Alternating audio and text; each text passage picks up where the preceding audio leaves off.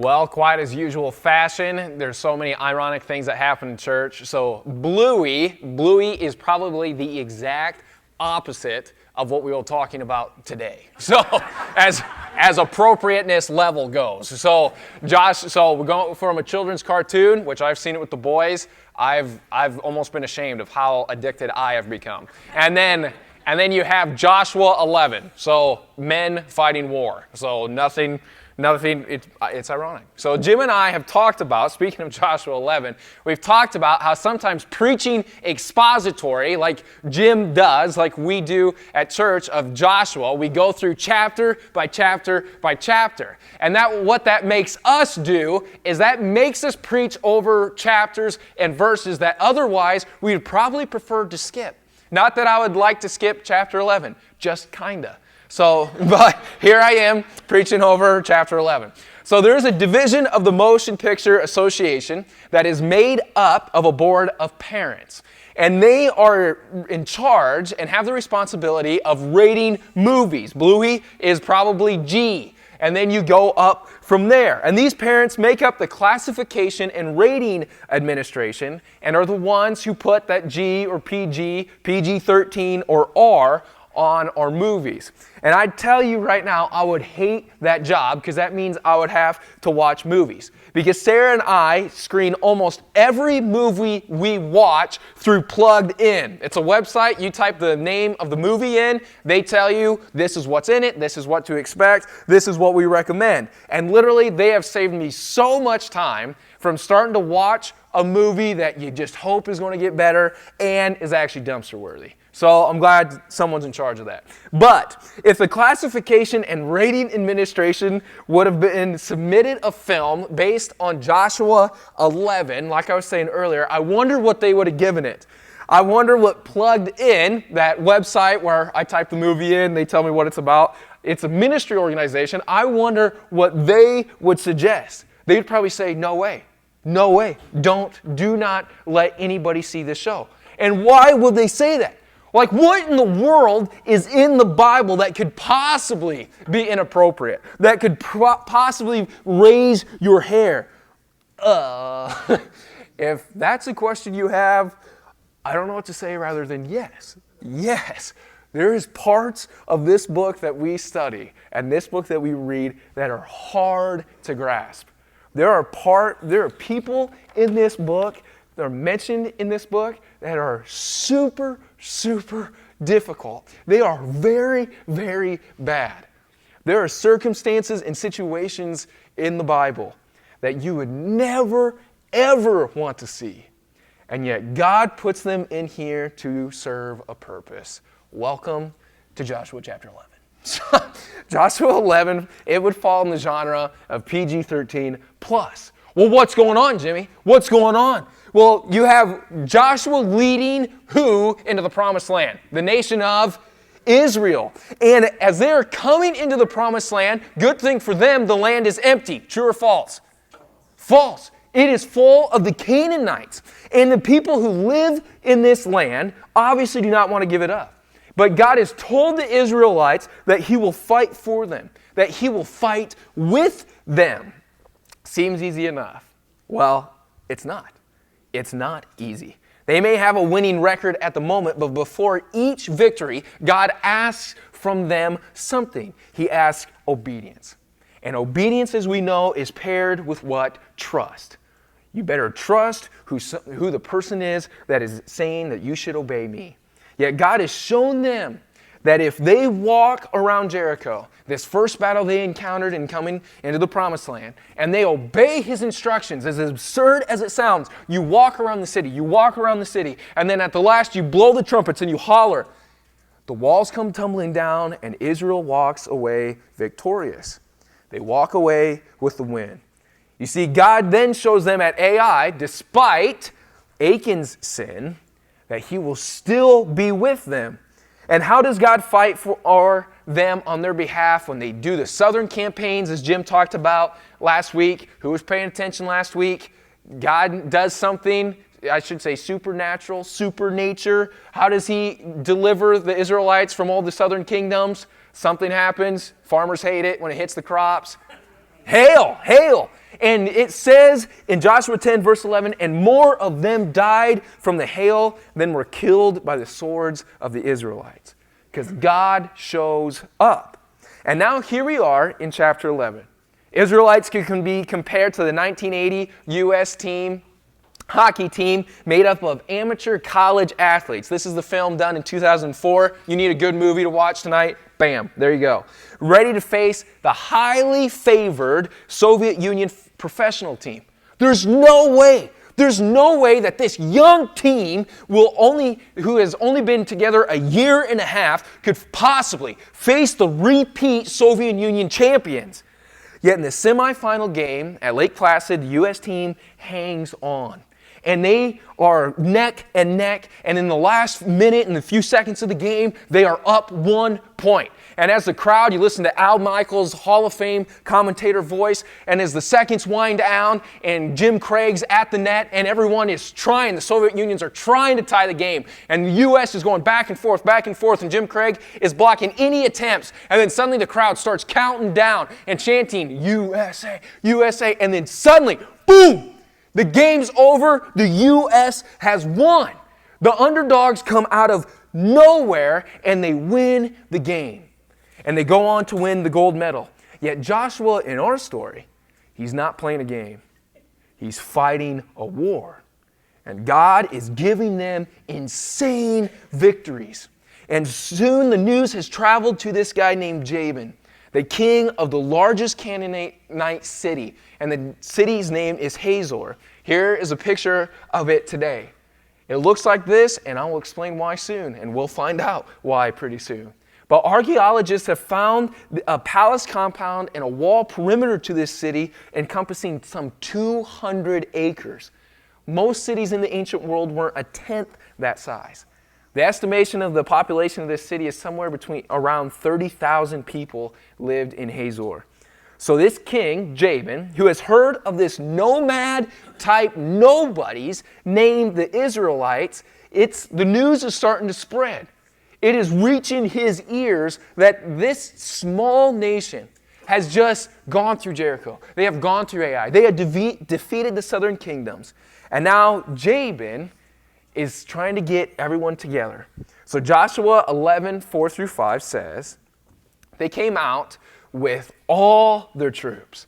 Jabin and all these other kings who have heard of the trouble that Israelite is causing. They're going to end this. They are going to annihilate the Israelites once and for all. They came out with all their troops and a large number of horses and chariots, a huge army, as numerous as the sand on the seashore.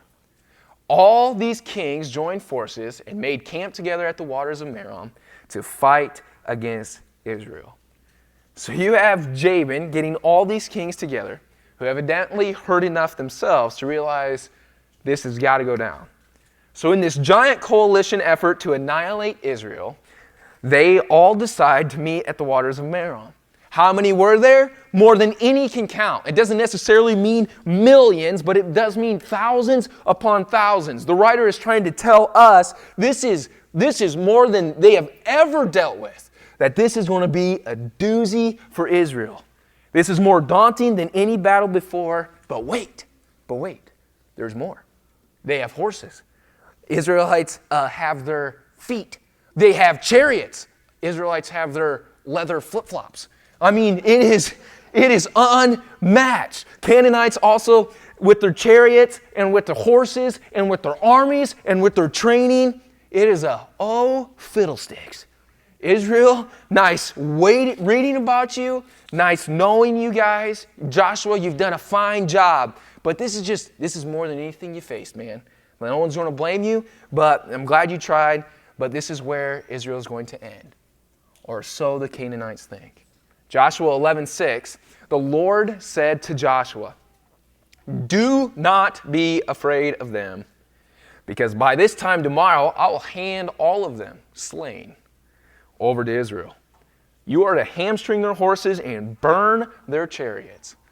What? First, don't be afraid? I mean, I would have been shaking with fear. If they would have had sent chapter 11 doesn't tell us they sent spies. But you can kind of think, well, they knew where they were camping, whatever. So, but anyway, it doesn't say they sent spies. But imagine if Joshua did. And imagine if this hypothetical spy comes back and Joshua's like, where are they at? How many are there? What did you see? And the spy responds, oh boy, Joshua, this is not good. This is not good. Joshua's saying, are you scared? Concerned, definitely concerned. So, how many were there? Well, more than a few, like give or take a lot. Like how much a lot? Imagine the spy kind of kicks the sand, is like, you remember how much sand was in the desert? Yeah, a lot. Yeah, a lot. There's a lot of them. You know? So what did they have? I saw a fair number of horses. Just horses? Well, you mean like kind of like chariot type horses, like the ones that seem super maneuverable, more like faster than anything like probably I've ever seen. Like some, and with those dudes that shoot those short pointy sticks that really hurt. You mean like charioteers with bows? Yeah, yep, that would be it. There was a reason God said, do not fear. Because holy crud, this is not, God help. And oh yeah, there was some I forgot to tell Joshua, there were some really tall people too. Like, what do you mean? Like substantially larger than all the other sands. Like, you could say like boulder types. You mean giants? Yeah, that would be another good name for them. So what are they supposed to do? Good grief. How is Israel supposed to win this fight? Verse 6 again. The Lord said to Joshua, do not be afraid, because by this time tomorrow, I will hand all of them slain over to Israel. You are to hamstring their horses and burn their chariots. Don't be afraid. It will be over soon. Trust me. You see, the first point is don't be afraid. Don't be afraid. Second, it will be over soon. And thirdly, don't take their weapons. You won't need them. And guess what Joshua does? He obeys like lightning. He takes the offensive as his track record shows in verse 7. So Joshua and his whole army came against them suddenly at the waters of Merom and attacked them. And just like that, they are at war again.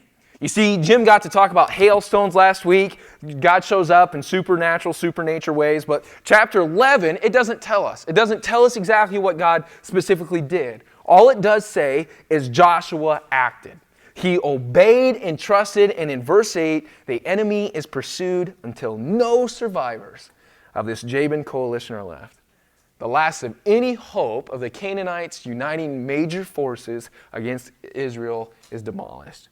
So as if an underdog ancient battle wouldn't be raw enough, here we go into verse 10 and 11. We just waded through a war this deep, and then our verses will gradually just get us until they're at our shoulders. So right now, we're at hip deep. At that time, verse 10, Joshua turned back and captured Hazor, this huge city, and he put its king to the sword. You see, Hazor had been the head of all these kingdoms.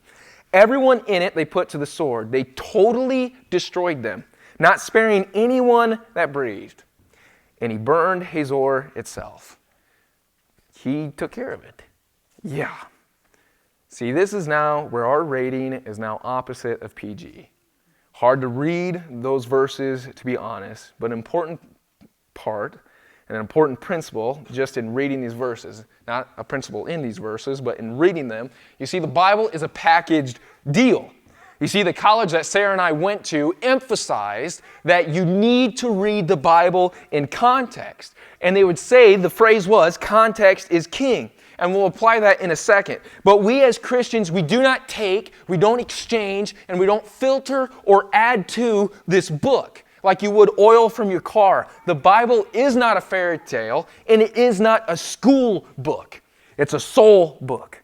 And that is going to be put, and that is how God puts conviction and power in our lives, through His Spirit. You see, you don't just quit. You don't just try to rationalize it away. Jimmy, this is too hard to read. I don't know what to do. No, you bear down and you wrestle with it. One writer said, a man will rely on a horse of war, a cannon of destruction, the accurateness of his rifle, or the proximity of his handgun. They are kept out of reach of any but the owner so that when trouble comes, they may be deployed. They may be used to sustain freedom and cast off evil, yet the Creator did not give His followers arms. He did not give them caches. He did not give them fleet. He gave them His word. A promise, a book, a person. Yet many with such earthly securities do not know His promise, do not read His book, and do not follow the person. May we as a church know His word, even the difficult parts. So let the match begin, us and verse 10. You see, first, there is a word, an act, a noun, or something in Hebrew, and it's spelled, or it's transliterated in English, H-E-R-E-M, harem. It is when something or someone is devoted to God solely. They're the weight of this word as if you have 3,000 pounds on your back. It means when something is under a ban, nobody else touch it. Nobody else touch it. It is God's and God's alone. And a lot of scholars, it's funny, when you're reading this, they're like, it's also translated like dedicated to destruction. But there's really no good English translation. There's no good English word for it. I'm like, thanks a lot, Doc. That helps me a ton. So the short of it, you obey right away. Last time I was up here, we talked about Achan, who committed spiritual adultery. He took something that was under the ban. He took something that was either supposed to be destroyed or something that was supposed to be dedicated to God. And he took it. And it cost him his life. It cost his family their lives. And it cost the nation of Israel greatly. So we can understand that the holiness of God is greater and far more serious than anything we can rationalize. Second, Genesis 15:16. God is talking to Abraham about the Canaanites and says that their sin has not yet reached its full extent.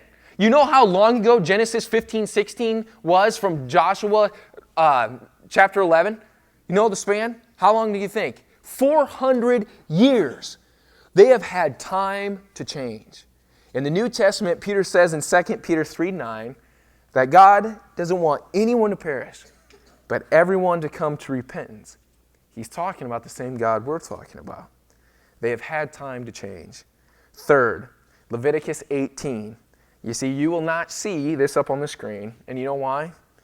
Because God tells the Israelites how He wants them to be set apart from other nations, i.e., the Canaanites. And in telling the Israelites what not to do, we find out, as the readers, of what the Canaanites did and how they worshiped their idols. You talking about a people group ready for the justice of God, it is them. It is very, very, very bad. Fourth, God's justice and mercy is ever present. One commentator raised the fact of children who are not yet accountable to sin. You see, kids who are still innocent of not understanding harm or knowing truth or conviction, you see, when they depart from this earth, they go to be with the Father. I believe that to be true. It's a hard pill to swallow, but some are spared from the chance to decide to act against God. Fifth, and this is what every commentator stopped, is our God is sovereign over human life. Just like Lucy in the Chronicles of Narnia, Edmund is then taken by the White Witch. Lucy finds herself talking to two beavers in their little hut, Mr. and Mrs. Beaver. And as Mr. Beaver and Mrs. Beaver, they are concerned for Lucy, but they are excited that their king is coming. And Lucy trying to figure out, who in the world is your king? Well, who is this Aslan that you talk about? And she asks, she's like, is he a man? Is he a man? And Beaver says, no, he's not a man, he's a lion. And she's like, I'm going to be scared to meet a lion. I think he'll be dangerous. And the Beaver says, what? No. The White Witch cannot even stand to look him in the eyes. He is the great lion. Well, is he safe? Mr. Beaver's reply, safe? Who said anything about being safe? But he's good. And that is our God. He is holy almost to the point of dangerous. But he is good. You see, I can give you different points all day long. But the God we serve is the one we believe breathed us into existence. The one who said that I will adopt you into my house. I will love you as my children. Yet he is a God who created his likeness, us, to have free will. We are not autonomous robots.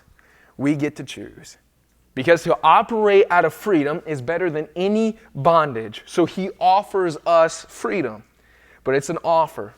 Freedom from the hell that people, even us, create, which is sin, which leads to death, which leads to destruction. And the person who decided to never follow Jesus, just think of this in as simple terms as you can. If you decide not to follow Jesus, then you will obviously not end up where Jesus is. You understand? So verse 20, right? We were hip deep, now we're shoulders deep. So verse 20, for it was the Lord himself who hardened their hearts to wage war against Israel, so that he might destroy them totally, exterminate them without mercy, as the Lord had commanded Moses. Wow, Jimmy, these verses just lighten up right away, don't they? Yeah, agreed. But remember what we talked about. Are we going to come up with an excuse? Are we going to dash the other way and say, I knew it, this is absurd. How could anybody believe in such a God? No. Joshua didn't back down, so either will we. You see, well, Jimmy, you literally just talked about. You literally just said that people have the choice. That God made them with free will. So what are you saying? Did God harden them hearts? Or did they themselves harden their hearts? Yes. You know where else this terminology is used? Go back to the Exodus story. It's used about a certain man who was evil, and he put all the Israelites under bondage. Do you remember who that man was? Pharaoh. And an interesting tidbit we learn about Pharaoh is that the text states that Pharaoh hardened his own heart. And then it states that God hardened his heart. It wasn't that God suddenly possessed him to bondage to make him do what he didn't want to do. No, that's what Satan does. That is not what God does. God gave Pharaoh what his stubborn heart wanted. Absence of God's hand. You see, you take God out of the picture of your life, and what is going to happen? Your pride will kick in. Your self-fulfilling will start to turn. Your care for others will drop. Your awareness of others' needs won't matter. And a hardened heart becomes your own. You see, a hardened heart by God can also be our decision to not want to be a part of God's plan. And God will not make you do what you do not want to do. And as we will see in other Old Testament stories that are as intense as our chapter today, sometimes God simply gives the enemy to the destruction they originally desired. Go back to the Exodus. So you remember how the Exodus started? What did Pharaoh decide to do? Because this nation of Israelites is growing. He decides to put them in slavery, and they keep growing in number. So he decides to do what? He decides to take all the baby boys and throw them in the river.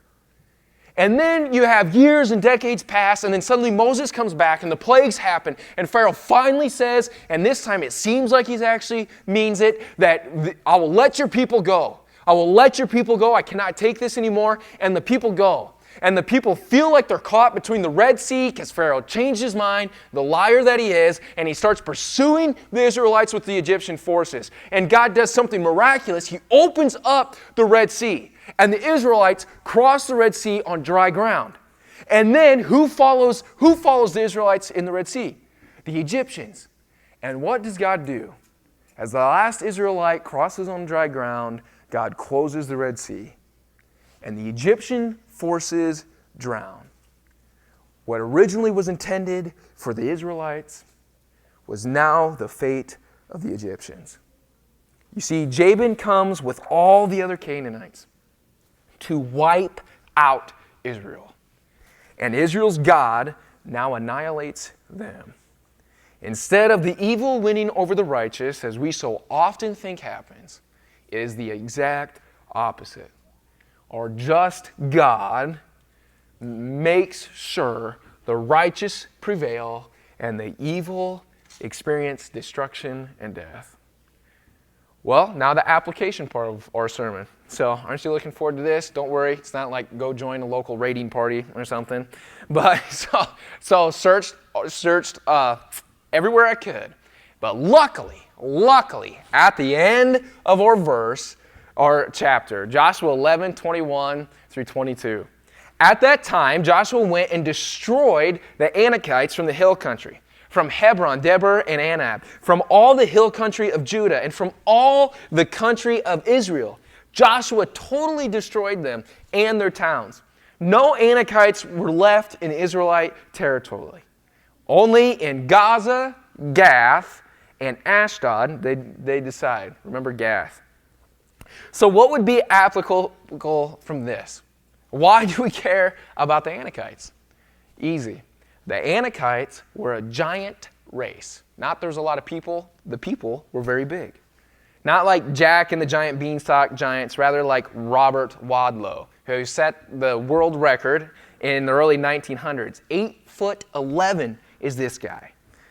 So we're talking like them. And also remember, if you're an Israelite, some historians think Israelites are around 5 to 5.5 feet, and you have a meet and greet with an NBA team, you would say what we would say. They are giant. So, but you can get way deeper into it. You can get into the Nephilim discussion, which means fallen ones, and go back to Genesis 6:4, when the Son of Man had kids with the beautiful women of earth, and you can talk about all this. But the end point, there is people who are very, very big. You may also want to consider if they're so small that maybe Blaine Dietschy would look like a giant compared to them, you know? But they are big. You also know one of the most famous ones. Who do we read later? Because it says in 3 places these Anakites still live. And then somebody shows up in 1 Samuel 17. Do you remember his name? Goliath. But that's another story. So in Joshua 11, 21 through 22, we are informed that Joshua takes these people out, or the vast majority. Why is that important? You're going to have to go back to Moses again. When he sends 12 spies to Canaan, and they return. The spies go out, they survey the land, they come back. Joshua's like, what did you see? And Moses, and this actually happened. This isn't a made-up story. And they say, the land is flowing with milk and honey. It is bountiful. It is beautiful. But there's giants. And their fear is so profound. And their memories are so short of what God says to all those and did for all of them, that this fear spreads like wildfire. And God says, if you do not obey and trust what I said I would do, if you're going to spread this fear from the 10 spies, then you will not enter the promised land that I said would be yours. You are going to wander. You are not going to enter. If you doubt what I can do, you can doubt without ever seeing the bounty that I said would be yours if you trust and obey. But you know who did say that they could take them? Do you know, remember, he sent 12. 10 of them came back with a bad report. There's 2 guys. The 2 guys that are named, that we still have their names today. A guy named Caleb and his friend Joshua. The same Joshua we're talking about right now. You see, he did not give into fear. He did not lose his trust or turn his obedience, and now he is the conduit that God uses all these years later to wipe out what people thought would be impossible. There's no way we can do it. And Joshua does it because he believes his God can do it. To use Chad's line a second time this morning from his friend he told us about a couple weeks ago, let go and let God. Let go of your fear. See, I've always found it unhelpful when preachers would say, you just need to let go. Of what? Of what? I'm not holding anything right now. But in context of fear, that is, in fact, something that we need to let go. Our text hinted that Joshua was scared, and God says, do not be afraid. At this time tomorrow, I will hand all of them over to you, slain. And God does exactly that. His promise is kept, and Joshua's obedience is then now makes his faith stronger. You see, letting go fear isn't easy. I know in construction, a lot of people are like, Jimmy, you work so hard, and I like the compliment. But sometimes it didn't just start out of just a pure ability to just want to go. It started because I was scared to death. There wouldn't be enough work. I was scared. There was fear. Well, it did good things for you. No, not necessarily. Then you got to deal with the ramifications of constantly feeling like you're under your fist. But letting go fear isn't easy. You see, Joshua was against people who outnumbered, outmaneuvered, outsized, and outknew the land better than what he had. Yet Joshua chose to be trusting more than scared. You see, I honestly don't know. I honestly don't know if someone on earth, maybe they can, go into a hard situation or hard circumstances without experiencing any fear. I know in Sarah and I's life, probably in recent history, was when Sarah was pregnant with the boys. I mean, as fast as stuff could go south, what could go wrong did go wrong. 24 weeks, babies were supposed to come. 2 little boys just at a pound. There was fear. But where else were we supposed to turn? Where else was the church supposed to turn but to God? And God, as if He answered Sarah and I's prayers and yours prayers like we were across from His desk.